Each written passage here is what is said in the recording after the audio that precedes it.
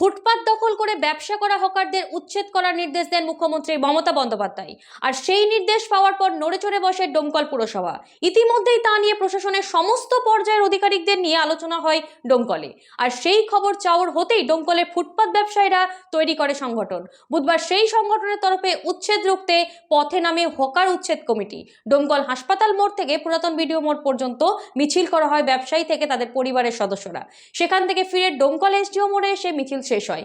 তাদের দাবি হকার উচ্ছেদ করার আগে পুনর্বাসন দিতে হবে। আরো কি কি দাবি তাদের শোনাবো আপনাদের।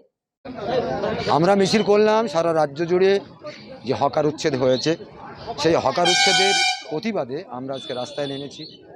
যেসব হকারদের উচ্ছেদ করা হয়েছে তাদের পুনর্বাসন না দিয়ে উচ্ছেদ করা হয়েছে, এটা আমাদের কাছে তীব্র প্রতিবাদ আকার আমরা সামনেখানে নিয়ে এসেছি।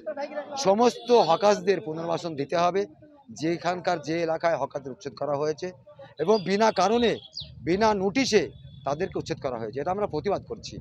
কেন প্রতিবাদ করছি? যে আগামী বিগত দিনে নির্বাচনে এই হকার্স থেকে শুরু করে, ফুটপাতের ব্যবসায়ী থেকে শুরু করে, টোটো চালক থেকে শুরু করে সমস্ত খেটে খাওয়া মানুষই এই সরকারকে তারা শক্তি দিয়ে, তারা ভোট দিয়ে তাদেরকে জিতিয়েছে।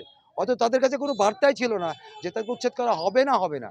অথচ কয়েকদিনের বার্তায়, কয়েকদিনের মুহূর্তে সমস্ত দোকানগুলোকে উচ্ছেদ করে দেওয়া হয়েছে। তাহলে তারা যাবে কোথায়? হকাররা ঐক্যবদ্ধ হয়েছি এবং হকার উচ্ছেদ বিরোধী কমিটি আমরা তৈরি করতে বাধ্য হয়েছি।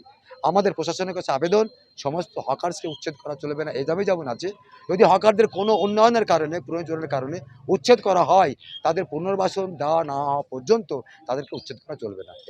আজকে আমাদের মিছিল হকার উচ্ছেদ, এই যে গোটা ভারত পশ্চিমবাংলায় হকারকে উচ্ছেদ করা হচ্ছে তার বিরুদ্ধে আমাদের মিছিল যাতে এই হকারদেরকে বিনা নোটিশে, বিনা পুনর্বাসন না দিয়ে যেন তুলে দেওয়া হয়।